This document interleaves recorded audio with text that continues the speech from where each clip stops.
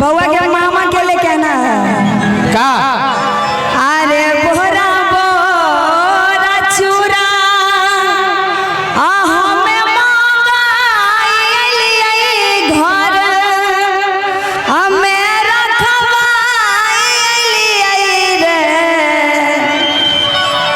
अरे लाला ना रे कैसा नहीं ले बउआ केरा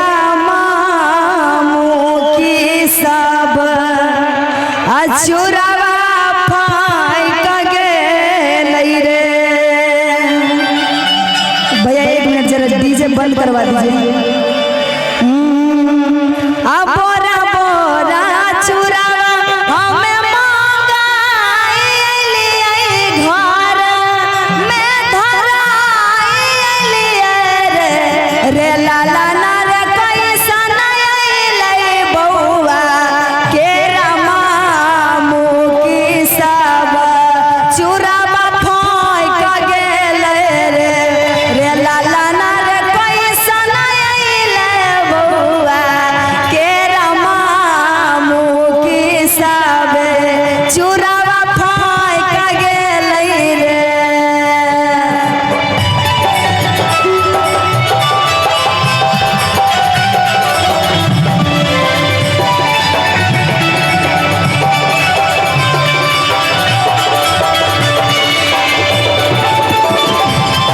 क्या बात है जी।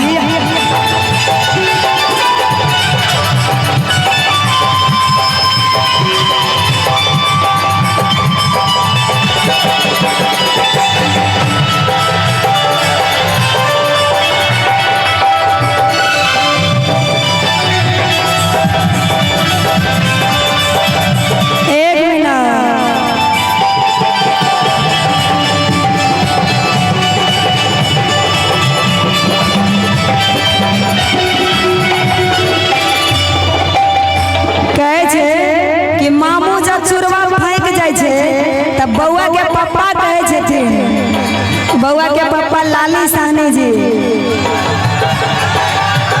ओह सोनी लाली साहनी रूस गेलै स्टेज पर से कूद गेलै रे।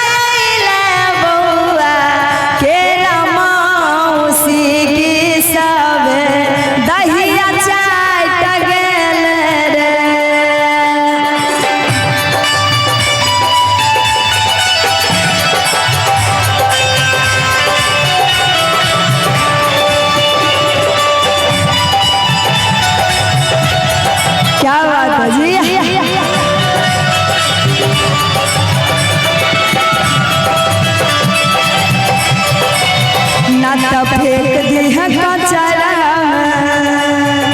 मना हो तो तरह खेली है ना तो फेंक दी है कचरा